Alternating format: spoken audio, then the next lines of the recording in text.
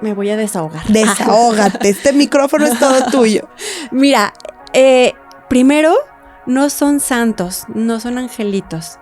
Eso es deshumanizarlos, ¿sabes? Uh-huh. O sea, los sacas de este plano y los elevas a algo intocable y que es inmaculado. Y eso es algo muy peligroso. Hoy tenemos una charla muy especial. Hoy nos acompaña una mamá valiente que ha navegado en los rumbos de la crianza, de la educación, pero lo ha hecho desde una perspectiva que todos necesitamos comprender mejor. Y esta es la perspectiva de la discapacidad. Hoy vamos a hablar de pequeñas victorias, de grandes retos y vamos a hablar sobre la inclusión. Aprenderemos muchísimo en este episodio. Yo soy Andrea Salcedo y esto es Hablemos de Educación Infantil.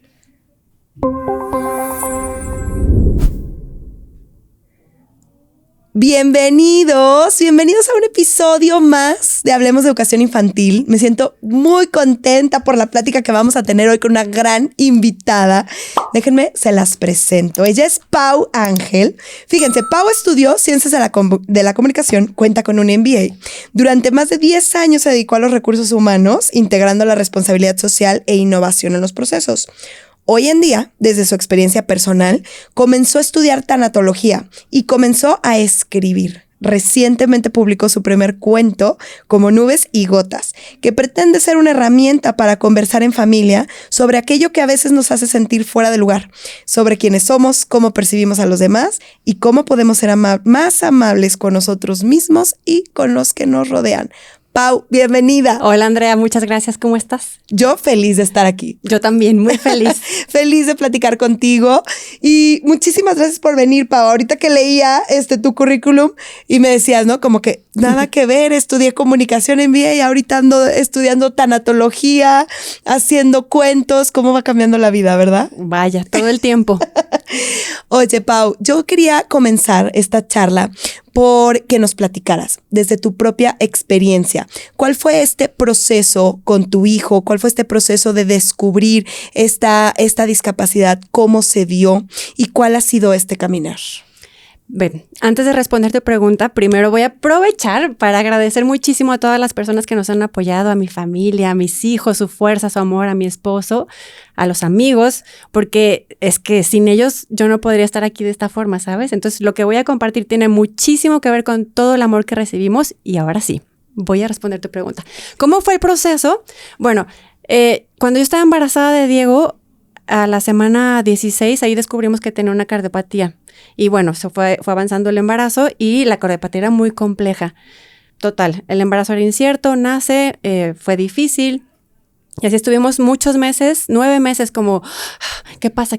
No lo podían operar porque el corazón estaba a crecer para maniobrar ahí, ¿no? Okay. Entonces, a los 9 meses se requiere de urgencia la primera cirugía de corazón para arreglar todas las necesidades que tenía.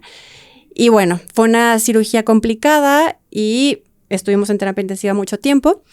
Y bueno, salimos. Gracias a Dios salimos y todo empezó más o menos bien, más o menos en orden. Y resulta que él tenía oxígeno 24/7. Ok. ¿En tu casa? En mi casa, sí. Uh-huh. Pero era un niño básicamente regular. O sea, él andaba en bici, en su patincito, empezaba a hablar, caminó en tiempo, todo bien. Bueno, en la bici me fue muy, muy adelante, ¿verdad? Pero bueno, lo logró al final. Ya había pasado un año y seguía con oxígeno y no entendían qué pasaba. Lo revisaron y resulta que una de las reparaciones que le hicieron al corazón se había despegado, por así decirlo, okay. Y requería otra cirugía para volverlo a componer. No urgía, pero sí nos pidieron planearlo en ese año. Nos preparamos para fortalecerlo, lo alimentamos súper bien, le dimos muchísima alegría, lo disfrutamos muchísimo. Y cuando más fuerte lo vimos, decidimos entrarle a la segunda cirugía porque la primera había sido muy complicada por lo débil que había estado.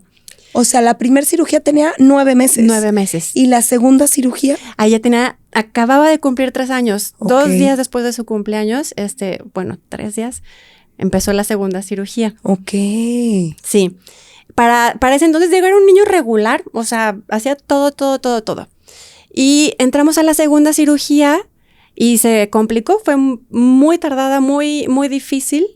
Y bueno, el chiste es que ya sale de la cirugía y a tu pregunta de qué pasó, cómo lo descubrimos, nos turnábamos mi esposo y yo para estar en el cuartito que era de cuidados intensivos, mediodía él y mediodía yo. Entonces me toca a mí como el segundo día de la cirugía y lo veo muy aletargado, y ya había pasado pues tiempo como para que siguiera tan sedado y tal.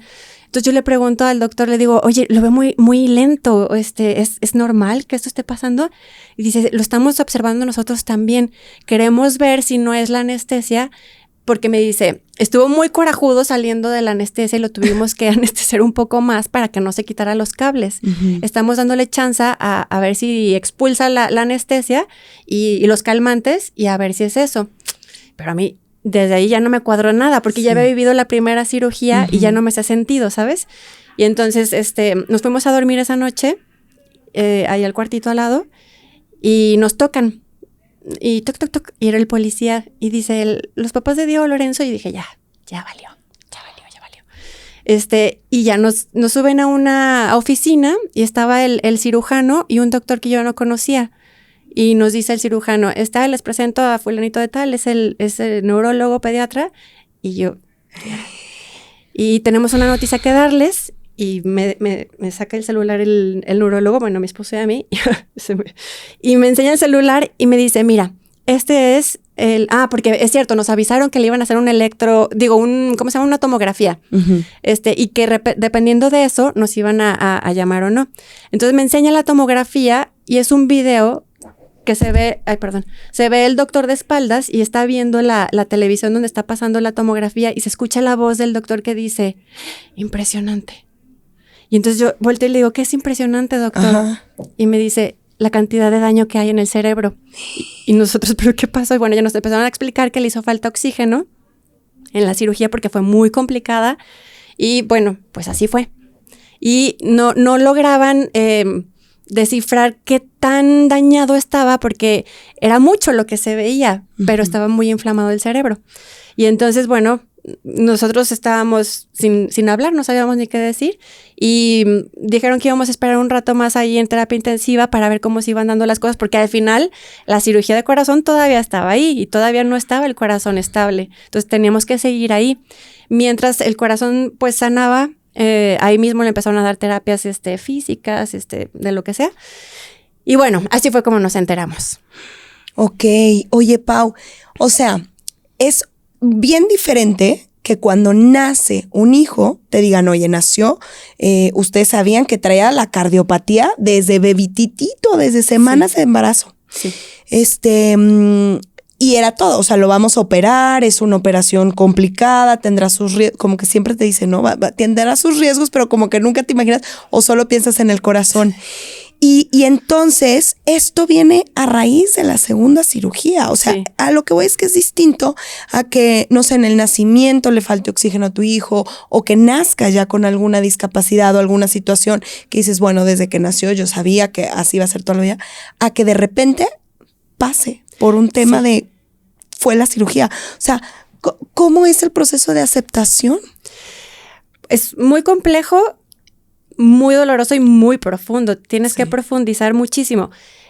Como en mi caso, todo lo que yo cuento, yo siempre aclaro que es en mi caso, porque al final los duelos se viven de maneras diferentes y esto lo digo por mi esposo, porque él lo vivió a su manera y yo lo viví a la mía. Esto es un duelo, es una pérdida. Y para bien, lo peor, el miedo que yo tenía es que mi hijo se muriera. Entonces, como yo me la había pasado súper mal en el embarazo y en la primera cirugía, o sea, yo estaba fuera de mí, o sea, yo me moría de miedo, literalmente, sentía que me moría. Entonces pasa la primera cirugía y yo me di cuenta del estado en el que estaba y de la destrucción que estaba causando alrededor por tanto miedo. Y me preparé. Porque a mí me avisaron, el doctor me dijo, les espera una vida muy complicada cuando le detectaron la cardiopatía, les espera una vida muy complicada. Y entonces dije, bueno, quizás esta no sea la última cirugía y la muerte de mi hijo es muy latente, tengo que prepararme porque yo no puedo vivir así. Sí. Y entonces, cuando traía oxígeno, que todavía yo no sabía que venía la segunda cirugía, yo me empecé a preparar, empecé a leer sobre la muerte, empecé así, conocí a un doctor, Saúl Unzueta, que me dijo una frase que me cambió la existencia. Me dijo, mira, esto que le toca vivir a tu hijo, le toca a él, no sabemos por qué. Tú eres su compañía. No puedes cambiar lo que le está pasando a él, pero sí puedes decidir qué clase de compañía vas a hacer. Decídelo. Y pum, dije, claro, no voy a hacer esa compañía que se muere de miedo. Pero ¿cómo le hago para no tener miedo? Entonces empecé a leer sobre la muerte, que era mi mayor miedo. Y de cierta forma, toda esta preparación, yo nunca me imaginé que me pudiera pasar la hipoxia, ¿sabes? O sea, yo me preparé para la muerte. Entonces, o sea, eso sí fue un cambio de ruta totalmente. A ver, nunca te preparas para la muerte, ¿no? Pero más o menos le entiendes un poquito más. Y esa información que yo ya tenía me sirvió mucho para esta pregunta que me hace sobre la aceptación del diagnóstico de Diego. No fue así inmediato, pero te puedo decir que yo tuve como una especie de revelación, por así decirlo, en el hospital, porque estuvimos ahí un mes. Y hubo un día que yo me fui, estaba pues muerta de tristeza, ¿sabes? Y hubo un día que me fui a la capilla, había una capillita, y me encerré. Yo dije, voy a confrontar a Dios porque ¿qué le pasa, no? Entonces le cerré a la puerta y empecé a decirle y empecé a quejarme. O sea, como fuera posible, que no sé qué. Y entre tanto llanto, tanto reclamo, me quedé dormida.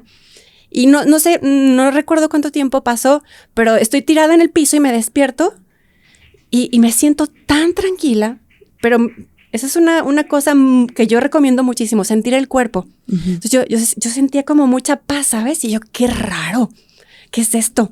Y dije, claro, es que me estaba muriendo de miedo y de enojo antes y ahorita estoy más serena. ¿Pero por qué estoy más serena? Pues porque siento esperanza. Y a ver, ¿y por qué siento esperanza? Pues porque tengo que hacer muchas cosas que pueden ayudarme a recuperar algo de mi hijo.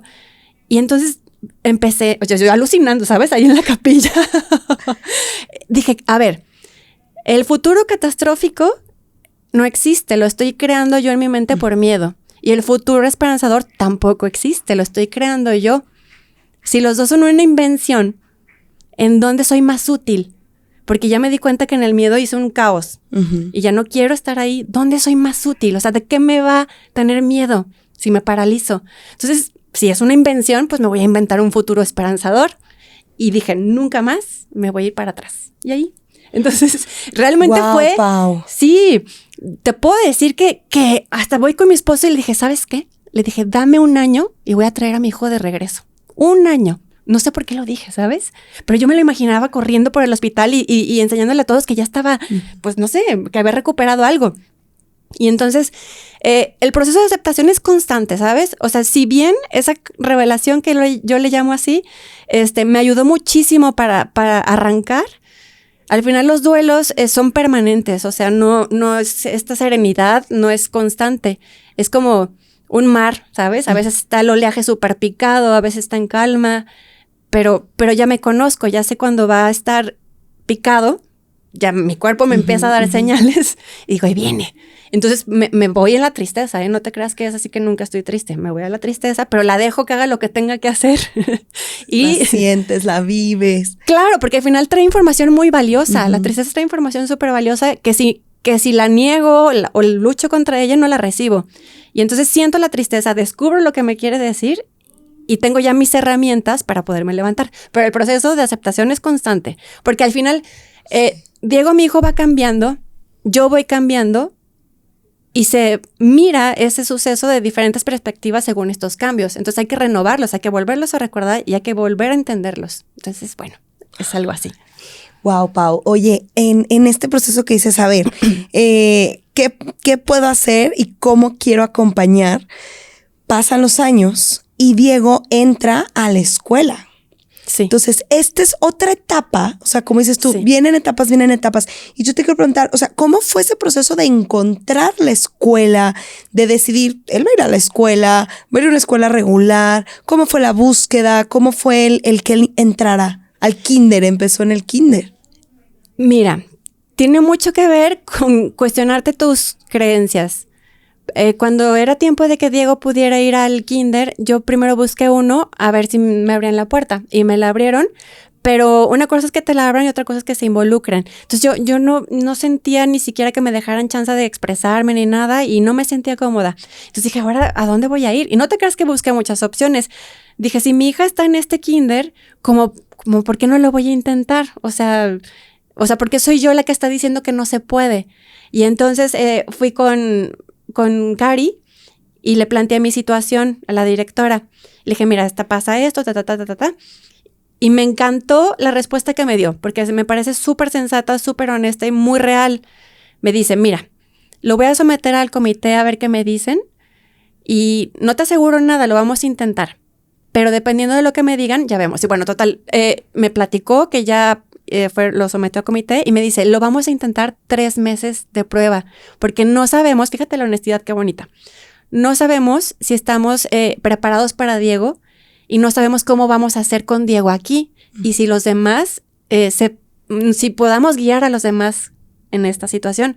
Y dije, me encanta, me parece súper real, súper honesto y lo intentamos. Y así, estuvimos 3 meses. Claro que uno tiene que tener disposición de aportar, no es pedir y dame y sé incluyente y tal, ¿sabes? O sea, uno tiene que tener, que dar información, tiene que cooperar. Y en ese equipo que hicimos, las maestras, las psicólogas, la directora, preciosísimo, pues mi hijo acabó el kinder. Sí. Sí. Y ahorita está en primaria. Ahorita está en primero de primaria, claro. Volvimos a lo mismo. O sea, yo estaba en mi mente pensando primarias que tuvieran un poquito de experiencia en discapacidad. Y una amiga de siempre y mamá de un compañero de Diego del kinder me dice, ¿y por qué no lo llevas al mismo colegio que van todos? Y me dice, así ya le ahorras la parte de la integración. De lo social, de lo ¿no? social, ya tenía sus amigos, lo conocían perfecto. Exacto, así. Sí. Entonces ya le ahorras esa parte. Claro. Y yo, tienes toda la razón. Y bueno, fuimos, nos presentamos, igual lo sometieron a comité, nos pidieron un monitor y hoy estamos ahí. Qué emoción. Haciendo equipo. Diego, sí. Abriendo puertas a los que vendrán después de él. Eso es súper importante. O sea, al final hay que entender que la inclusión en las escuelas es compleja, no es nada más voluntad. Hay que tener preparación, hay que tener información, pero vuelvo a repetir, o sea, no puedo yo pedir inclusión si yo no coopero. O sea, entonces es un trabajo en equipo. Se me hace súper lindo esto. Sí. Y que las mamás estén dispuestas pues, órale, pues ¿en qué te ayudo? ¿Sabes? ¿Para qué soy buena? Sí. Pero es que es verdad esto que dices del trabajo en equipo. O sea, a ver, yo lo veo todos los días. Cuando el colegio está trabajando y los papás también, o sea, es maravilloso lo que ocurre en los niños. Se necesite lo que sea que se necesite, ¿no? O sea, tanto cuando los papás piden algo, cuando el colegio pide algo, porque los colegios te piden y tú les pides, es un dar y dar y todos ganan. Todos ganan. Absolutamente todos ganan. Una cosa es abrir la puerta, otra cosa es involucrarse, otra cosa es intentarlo, otra cosa es revisar, a ver qué podemos, qué no podemos hacer, tal, y observar lo que pasa, lo que tú comentas, Andrea, o sea, lo que pasa alrededor de la discapacidad, y no lo digo porque es mi hijo, o sea, porque yo lo noto en él y en todos los casos que yo conozco, que se transforma. O sea, las personas al ver a alguien con discapacidad, algo va cambiando adentro, ¿sabes? El ambiente va cambiando, los papás va cambiando, la perspectiva de afuera hacia la escuela va cambiando. Y no, entiendo que es complejo, pero de poquito en poquito podemos empezar a abrir el camino, pues, como tú dices. Definitivamente. Oye, Pau, ahorita que Diego está en primaria, ¿qué te gustaría que los maestros supieran de Diego que no viene ningún informe médico? Ay, la voluntad que tiene y la inteligencia que tiene, o sea, porque no habla. Bueno, habla, yo sí le entiendo, pero los demás no le hablan, no le entienden. Que no subestimemos a Diego por lo que se percibe a primera vista. A Diego ni a nadie, ¿sabes? O sea, él tiene una voluntad tremenda. Voy a ir un poquito atrás. Cuando nos dieron el diagnóstico de la hipoxia, el primer neurólogo me dijo, a ver, este es tu nuevo hijo, así acéptalo, ya no hay vuelta atrás y ¿sabes? O sea, como súper desesperanzador. Y busqué otro neurólogo y me dijo, el daño es muy, muy fuerte, pero ¿cómo es la voluntad de tu hijo? Dijo, o sea, mi hijo, pues desde que estaba embarazada yo sabía quién es mi hijo. Le dije, es tremendo. Me dice, y la voluntad está intacta porque no está afectada esa partecita, no está afectada. Si tiene voluntad puede hacer muchas cosas y hoy por hoy lo confirmo, ¿sabes? Entonces les digo a los maestros, o sea, conócelo, no te dejes... no lo subestimes porque no habla, por la forma en la que se mueve y tal. Esa es una parte que no viene en el diagnóstico, ni el contexto. Porque el diagnóstico no puede medir quién es la familia, quiénes son los amigos y en dónde se mueve, porque el ambiente es transformador y eso tampoco viene en un diagnóstico. Claro. Oye, Pau, por ejemplo, de que te dan esta noticia, ¿no? Y sobre todo escuchar al neurólogo, o sea, no me puedo imaginar que dijo, qué impresionante, cuánto daño. Y uno que no es neurólogo dice, Dios mío, pues, ¿de qué me estás hablando? O sea, y que él te pintan el panorama súper triste. Ahorita que ves a Diego, ¿te lo imaginabas así? ¿Te ha roto esquemas? ¿Cómo lo pensabas? Es que es muy extraño porque al final todo parece como una ensoñación, ¿sabes? Uh-huh. O sea, ahora que iba a venir contigo, pues fui para atrás a recordar cosas y me parece increíble lo que ha sucedido. Sin embargo, a mí me parece también muy, no sé, muy lindo cuando lo que te digo que pasó en el hospital, que yo le dije a mi esposo, dame un año y yo lo voy a traer. Y el año caminó mi esposo. Digo, mi esposo todavía. O sea, al año de que le dijiste eso, al año de la hipoxia, poquito antes, empezó a caminar Diego.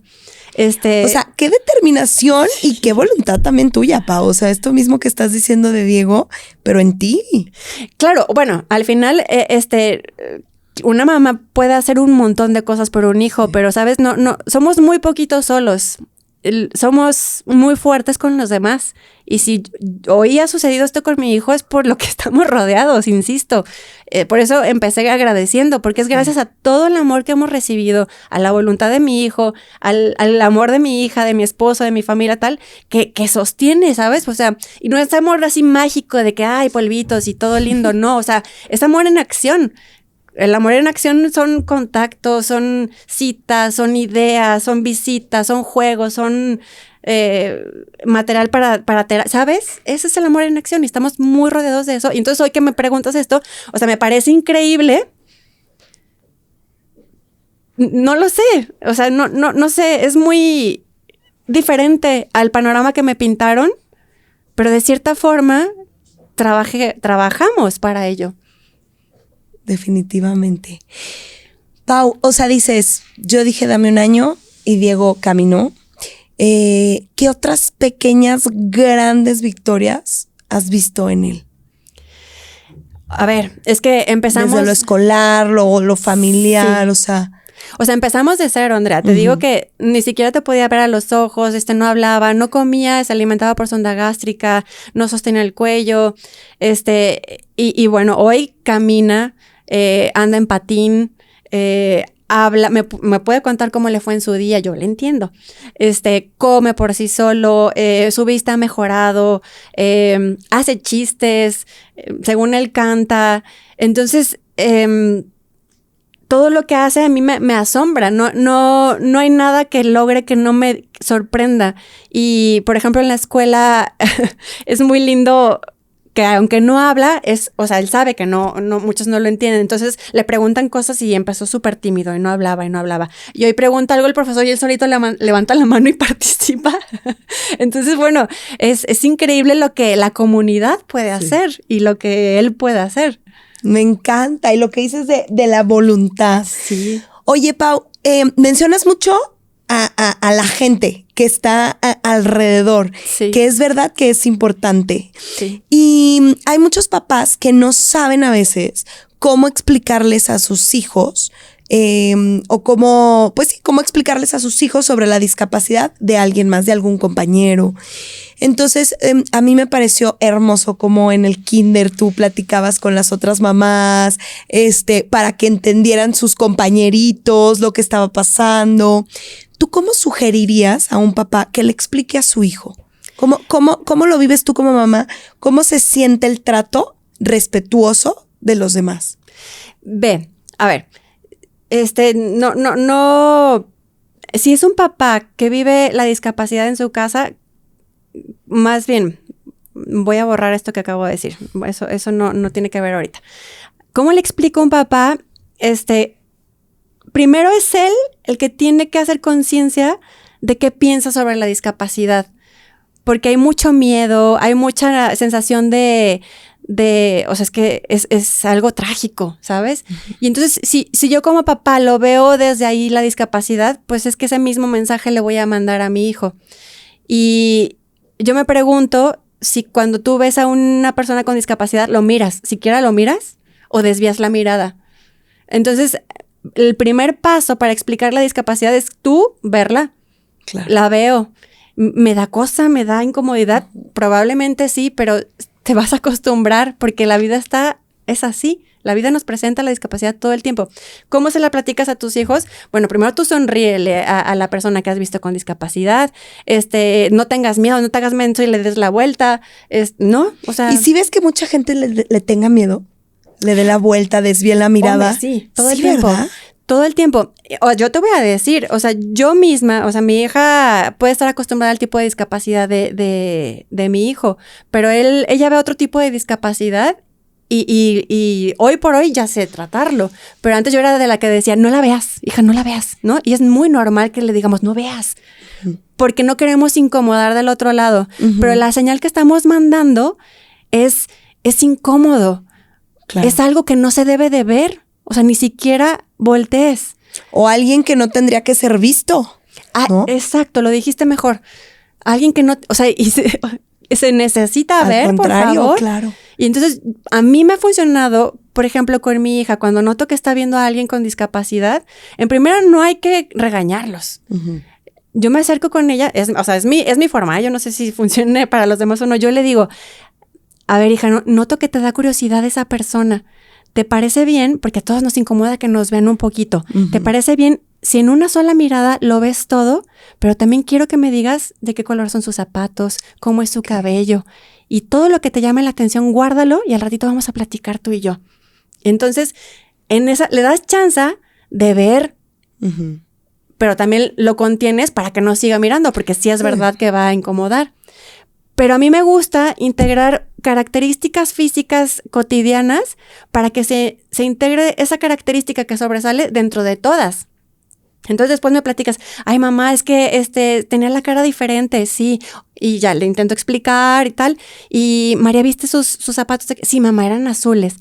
Entonces, ¿sabes? Estás hablando de un todo. Eso es algo que yo podía sugerir a las personas, y ¿sabes qué? Me preguntan mucho, oye, es que veo con mucha frecuencia a una persona y mi hija le tiene miedo y tal, y mi pregunta nuevamente es, ¿y tú ya lo saludaste? Tú ya le dijiste, hola, podemos ser amigos, hola, mi nombre es fulanito. Entonces tú te acercas primero y él te va a seguir. No sé si respondo. Me encantó. ¿Sí? Y es que es verdad, a ver, es como, y luego los niños entre más chiquitos también, mamá, ¿por qué tiene lentes? Mamá, ¿por qué? No, o sea, como que, entonces se me hizo súper bonito esto que dices, a ver, se vale que lo veas, claro, salúdalo, sonríelo, pon tu mamá el ejemplo o tu papá pone el ejemplo y luego lo platicamos, pero fíjate en todo. O sea, zapatos, se me hace increíble porque, y fíjate, no me había puesto a pensar, es cierto que puede ser que se tienda a voltear la mirada. Pero es mucho más común. Es más, cuando nosotros empezamos con la hipoxia, Andrea, yo me encontraba conocidos y me daban la vuelta. O sea, yo traía a mi hijo cargando y me daban la vuelta. O sea, hace 3 meses éramos amigos, no te veo y ahora no me puedes saludar. Y es porque tenemos miedo a incomodar, porque tenemos miedo a no saber qué decir. Pero eso es más doloroso que acercarte y regarla.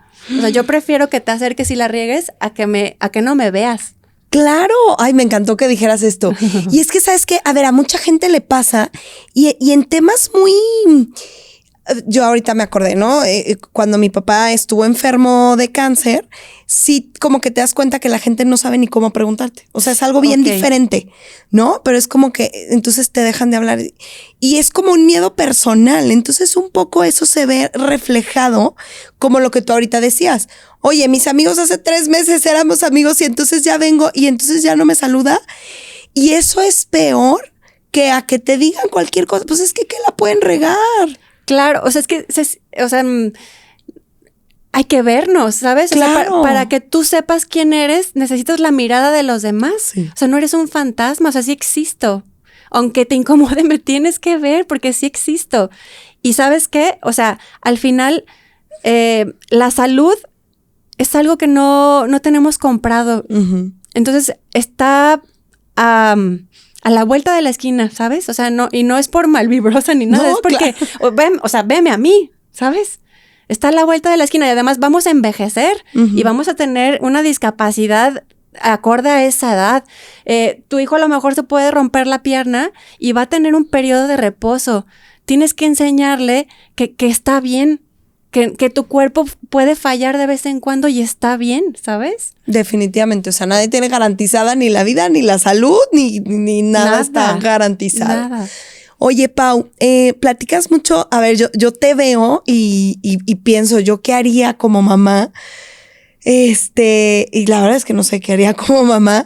Y quisiera preguntarte, yo te veo todo lo que has hecho, todo lo que has caminado. Ahorita nos platicas del cuento que escribiste, el estar aquí contándonos tu historia, abriendo tu corazón y compartiéndolo con todo el mundo que te escuche. Pero, ¿qué haces cuando el camino se pone difícil, cuando te sientes triste? O sea, ¿en dónde encuentras este refugio contigo, con tu comunidad, cuando el camino se pone feo? ¿Cómo le haces? Mira, yo algo muy importante que me encanta los episodios anteriores en tu podcast, hay que tener mucha conciencia emocional. Hay que tener muchísima, véanlo, lo tienen que ver. De Yuyu. Ay, sí, el de Yuyu sí. Me encanta, sí. Necesitas estar muy consciente de tus emociones y de las señales que da el cuerpo, porque hay una neuróloga que me encanta, neurocientífica, que se llama Nazaret Castellanos. Ay, es muy buena, sí. Padrísima, ¿verdad? Sí. Que dice que el cuerpo habla lo que la mente uno hace consciente. Entonces, tu cuerpo te va mandando señales de algo que tú no has, o sea, no te ha caído el 20. Sí. Entonces, en esas herramientas que tengo para cuando hay bajones, hay que escuchar el cuerpo todo el tiempo. Hay que identificar la emoción, o sea, qué estoy sintiendo y qué voy a hacer con esto que estoy sintiendo. ¿Y qué hago? Bueno, a mí me encanta rezar, me encanta meditar. Soy mucho de la soledad. Tienes que identificar, tienes que conocerte, ¿sabes? Claro. O sea, yo en este camino es conocerte. Y tengo periodos de soledad muy fuertes. A mí me gusta mucho escribir. Ahí vacío todo porque hay que expresarlo de alguna forma. Yo también soy de las que escribe. ¿Te gusta escribir? Sí. Y se aclara la mente. Se aclara la mente increíble, sí. Y no tienes que hacer o sea, componer frases bellísimas. Sí. O sea, con que estoy enojada, siento, ¿sabes? Lo que sea. Me gusta mucho también salir a caminar con los árboles. Me gusta hacer grounding. A mí me funciona. Me gusta ver las rosas, me encantan las rosas, me hacen sentir muy bien. Y bueno, es identificar esas cosas que a ti te dan dosis de felicidad. Por supuesto. Y que eso es para ti. Me imagino para tu esposo de alguna otra forma y para tu hija. ¿Cuánto se llevan tu hija y Diego? Menos de 2 años, casi 2 años. Ok. ¿Y ellos como qué hacen que tú observes que les sirve? Digo, porque este episodio lo puede estar viendo una hermana, un hermano, un papá. María, ¿qué hace para regularse? Como en estos momentos tristes, difíciles. Ella cómo lo supera. Ella tiene su espacio de la calma. Ay, que hemos aprendido. Padrísimo, sí. Claro. Tiene su espacio de la calma. Hoy por hoy también le gusta mucho bailar y entonces se va y se pone audífonos, pone música y empieza a bailar. También escribe, fíjate, dibuja y llora. Llora y está bien. Lo que tenga que desahogarse, sí, ¿verdad? Sí. A mí me gustó mucho una vez que me explicaban el término del desahogo. Fue un psicólogo tanatólogo precisamente el que me explicaba, es que por eso salen lágrimas, porque tú te sientes ahogado. Entonces necesitas sacar esa agua para desahogarte. Wow, sí. Entonces llora. O sea, como que muchas veces las personas les da miedo llorar. No, tú llora y saca toda esa agua para que ya no te sientas que te estás ahogando. Que te estás ahogando. Y además es una herramienta biológica el llanto. O sea, el llanto en catarsis, o sea, literalmente aclara la mente y te redimensiona la situación. O sea, está ahí para usarlo. Totalmente. Oye, Pau, a ver, seguramente has aprendido un montón de cosas en este caminar, que en esto que nos compartes ahorita yo misma estoy retomando y aprendiendo en mí y seguramente las que están viendo. Si tú nos pudieras platicar algo que te ha enseñado Diego de la vida, que no lo hubieras podido haber aprendido si no fuera por él, ¿qué sería? Uy, es que, o sea, me volví a construir gracias a él y con mi hija y mi esposo y mi familia. O sea, me volví a construir.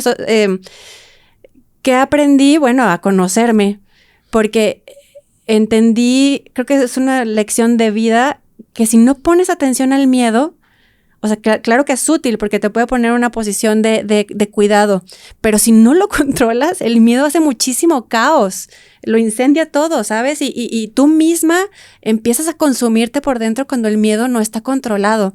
Entonces, la primera es identificar lo que estoy sintiendo. Eso es algo que me enseñó Diego, a conocer mi cuerpo también. Me enseñó que en comunidad se co-crean los milagros. Me enseña que todo el tiempo está riendo, todo el tiempo está riendo, ¿sabes? No, es una cosa muy hermosa. Lo que más agradezco es que recuperé mi capacidad de asombro, y creo que el asombro es una de las cosas más sanadoras que hay, porque el asombro te lleva a otras tantas, como la gratitud, como la esperanza, ¿sabes? Y el asombro, que cosas chiquititas diga, ¿sabes? O sea, es algo lindísimo, y eso es gracias a él. Ay, qué bonito, Pau. Sí. Fíjate que en este podcast a mí me gusta mucho una sección que es o preguntas o mitos, derribar mitos. Me gusta mucho hablar de los mitos y derribemos mitos. Yo te quería preguntar, más allá de darte mitos y ver si es mito o realidad, hablar de prejuicios, ¿no? Entonces, yo te quería preguntar, ¿cuál es el prejuicio más común que tú te encuentras sobre la discapacidad y cómo te gustaría que la sociedad cambiara ese prejuicio que hoy en día te encuentras? Me encanta tu pregunta. Me voy a desahogar. Desahógate. Este micrófono es todo tuyo. Mira, primero, no son santos, no son angelitos.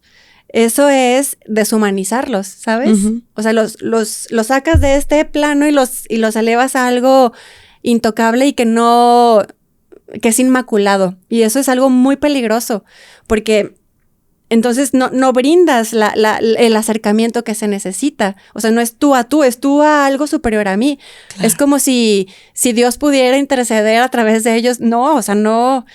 Son personas, ¿sabes? Y se van a equivocar y tienen malos pensamientos y tienen errores y tienen deseos sexuales y tienen necesidad de una novia, ¿sabes? Pero como que estas cosas nos incomodan pensarlas en una persona con discapacidad. Uh-huh. y es por haberlos elevado a una santidad que no tiene sentido. Entonces son humanos, como tú, como yo, igualitos. Entonces, dejar de llamarles angelitos me parece fundamental para darles de la humanidad que tienen. Claro. Dejar de pues eso, de santificarlos, ¿no? Y aunque entiendo el concepto, ¿sabes? Porque sí son personas que hacen una diferencia a través de sus retos y de sus desafíos tan duros y tan difíciles, sí hacen una diferencia pero son humanos, ¿sabes? Y otra cosa que yo quisiera decirles es que si tú te vas a acercar a una persona con discapacidad, no la veas como... Porque pareciera que no los vemos inferiores a nosotros, pero en la narrativa que usamos se entiende que sí, y sobre todo en los niños hay que tener mucho cuidado, porque no puedes ir con una persona con discapacidad y decirle a tu hijo, es que vamos a ir con Diego que no se mueve bien, así es que por favor dale gracias a Dios de que tú tienes salud, hijo. ¿Sabes? Está incompleta la información. ¿Qué estás diciendo? Que él esté en una posición en desventaja de ti, claro, en movimiento sí, pero no es todo él en desventaja, uh-huh, ¿sabes? Uh-huh. Él tendrá otras habilidades que esta persona no tendrá. Entonces la narrativa hay que cerrarla. ¿Sabes qué? Y volvemos a lo mismo. No puedes decir y darle gracias a Dios que tú tienes salud, porque ¿qué va a pasar si se enferma?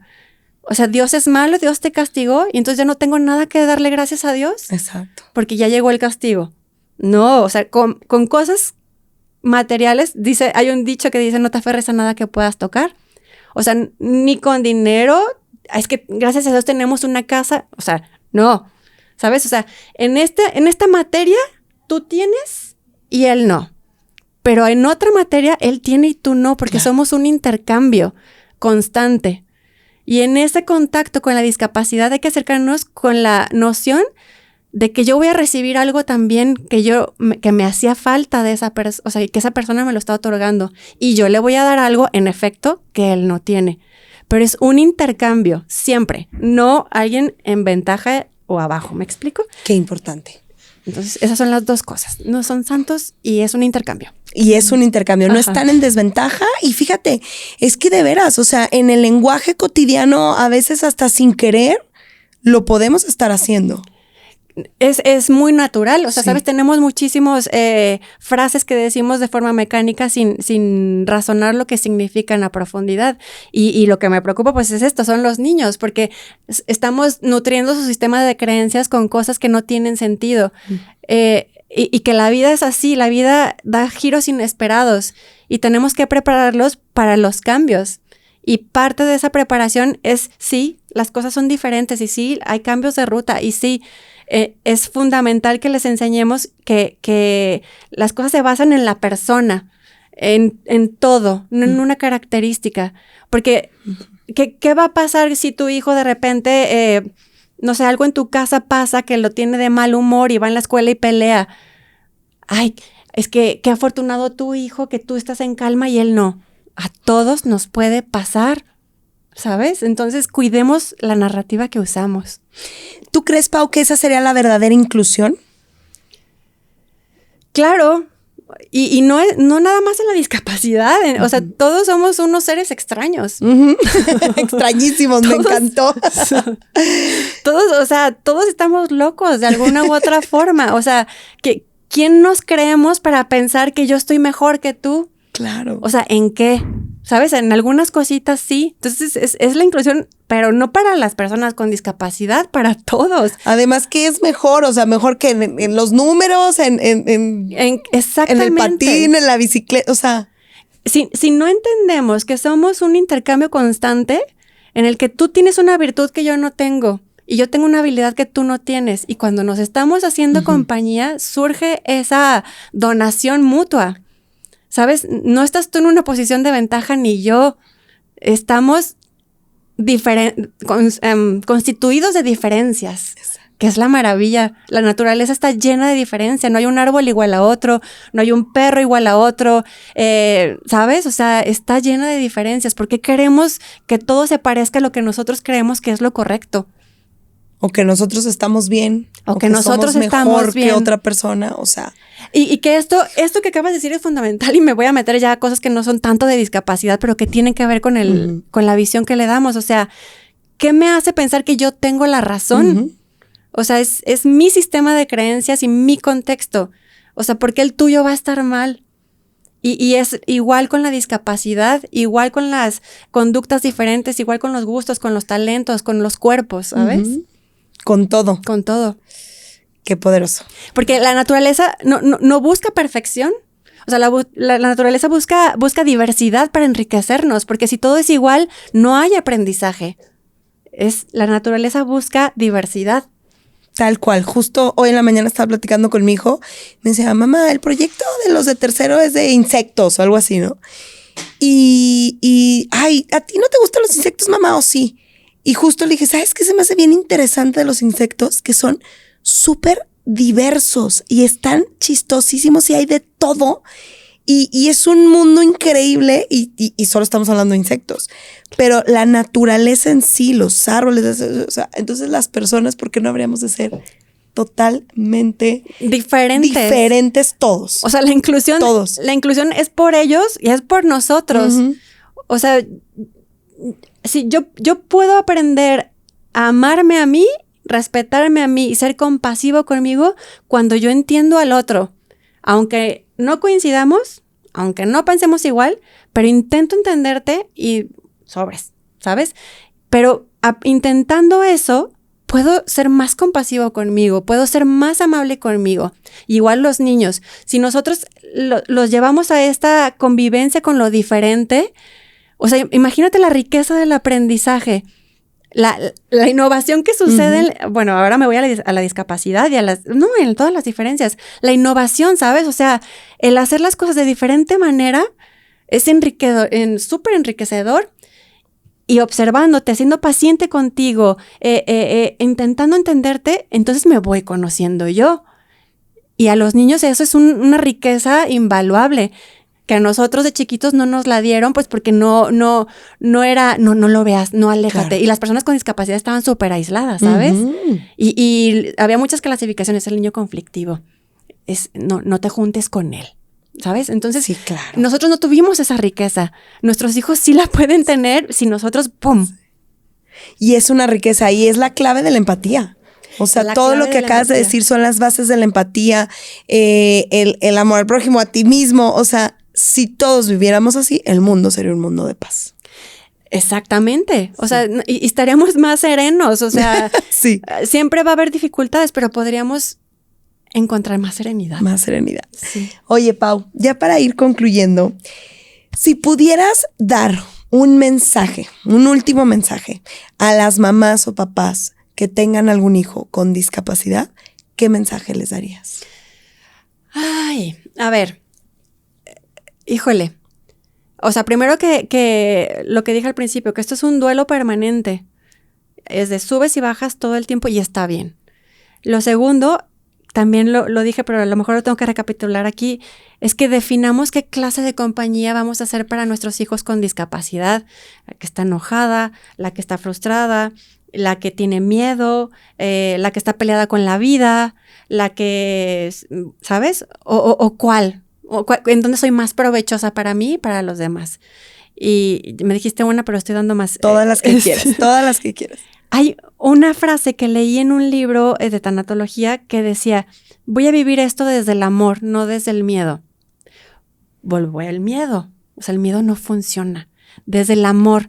No es desde la fantasía de los polvitos mágicos. O sea, no, es desde el amor, desde lo que sí construye, desde lo que sí aporta.